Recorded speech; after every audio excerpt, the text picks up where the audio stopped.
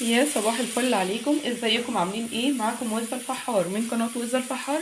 النهاردة ان شاء الله هنعمل مع بعض طريقة الخشاف. انا جبت هنا نص لفة قمر الدين وقطعتها بالشكل ده، وحطيت عليهم حبة مشمش. المشمش ده بقى براحتك تحطيه بالكمية اللي انت عايزاها، يعني اي حاجة في اللي انا هقوله ده تحطيها بالكمية والمقادير اللي انت عايزاها واللي انت حباها. تمام. وهحط يعني سبت القمر الدين منقوع شويه، وبعد كده حطيت له المشمش. هديهم بقى غلوتين 3 كده على النار لحد ما المشمش يسيح معايا لانه كان مجمد، حتى التلج بتاعه باين اهو. هسيبهم بقى يسيح ياخدوا غلوتين 3 كده على النار، وبعد كده هنشوف مع بعض هنعمل ايه. بصوا يا جماعه، هنا بقى كان المشمش وقمر الدين عندنا كان استوى، وبعد كده جبت الهاند بلندر ضربته بيه كويس جدا جدا جدا علشان خاطر اي تكتلات او اي حاجه مكلكعه تفك مني.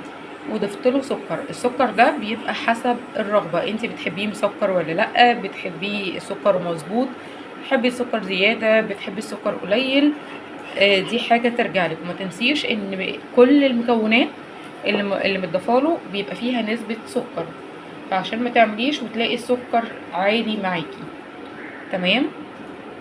انا هنا ضفت السكر وقلبته لحد ما داب خالص، وبعد كده خليته يرجع يغلي تاني. وكنت بقى غسلت البلح وهبتدي انزل، وطبعا مصفيه البلح، هبتدي انزل بالبلح بالشكل ده كده.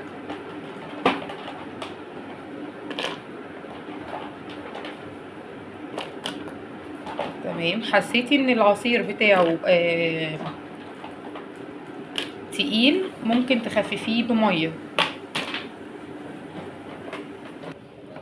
بصوا اللون على البلحة كده، في قلب البلحة عامل ازاي، اللون فظيع بجد، لونه حلو جدا.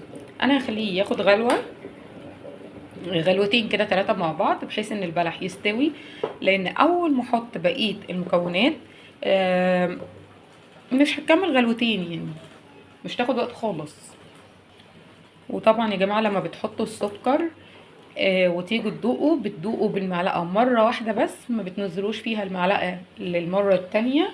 يعني كل مرة تيجوا تدوقوا لازم تغيروا المعلقة، ما ينفعش تحطوا معلقة من مكان نفسكم او من مكان بقكم فيه، لانه سريع الحمضان، بيحمض بسرعة جدا. فما ينفعش ناخد بنفس المعلقة اللي اكلنا بيها، نجيب معلقة نظيفة وتكون ناشفة ما تكونش مبلولة علشان ما تحمضهوش. هنا يا جماعة بعد ما البلح بتاعي خد دقيقتين 3 على النار مش اكتر عشان ما يتهريش، لانه لسه هيقعد معاكي مدة في التلاجة. تمام. انا هنا كنت مجهزة بقية الحاجة اللي هي قراصية، مشمشية، تين، زبيب. التين انا قطعته على 4 قطع عشان واحدة كانت كبيرة. المشمشية بسيبها زي ما هي لان انا جايبة الصغيرة مش الكبيرة، والقراصية برضو بسيبها زي ما هي. تمام. غسلتهم وصفيتهم كويس جدا، وهبتدي انزل بيهم عليه بالشكل ده. تمام. واديهم غلوتين بس مع بعض،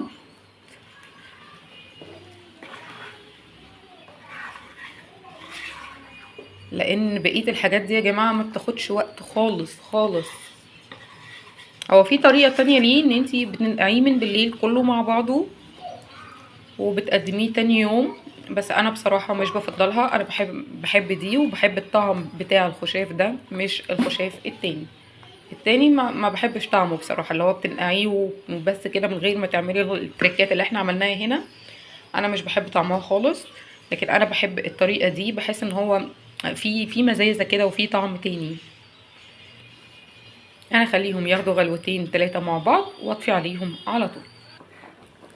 وهو يا جماعه الخشاف بتاعنا انا كده خلاص طفيت عليه، اديته غلوتين 3 على النار بعد ما حطيت بقيه المكونات كلهم وعملتهم كده. انا عايزه اقول لكم ان الكميه دي ما شاء الله معموله بنص كيلو من البلح، ومعمولة بنص لفة من التين، معمولة بحوالي ربع قراصية، ربع مشمشية، وكبشة زبيب كده صغيرة. تمام. يعني ما تكتريش، اعملي ولو خلص منك في نص رمضان اعملي تاني. بالاضافه ان في ناس ما بتحبش الخشاف كتير، يعني مثلا هتلاقي عندك طفل او حد عندك في الاسره مش بيحب الخشاف، بيحب البلح باللبن، بيحب البلح بالميه، فبتضطري ان انتي ترضي جميع الاذواق. انا كده الخشاف بتاعي بقى تمام جدا جدا جدا.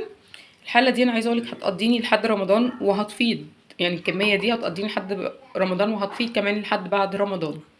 تمام. في النهايه لو عجبكم الفيديو بليز لايك وشير. كانت معاكم وزة الفحار من قناه وزة الفحار، وكل سنه وانتم طيبين، وربنا يا رب يعودوا علينا باليمن والخير والبركات. باي باي.